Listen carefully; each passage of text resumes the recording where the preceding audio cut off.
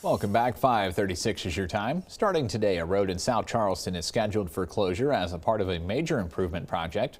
13 News reporter Kelly McElhaney joins us now live from Jefferson Road. Kelly, good morning. What can you see out there?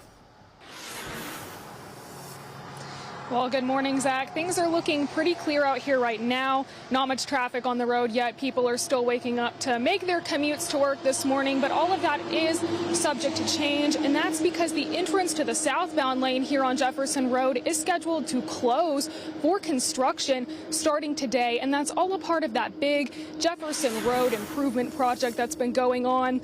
This closure will not impact the southbound sections past the South Charleston Community Center, and access to the Bob Evans and McDonald's are open through the northbound lane of Jefferson Road.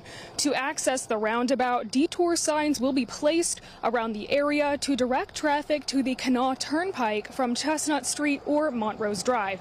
And according to the West Virginia Department of Transportation's website, the project in its entirety is about 80% complete.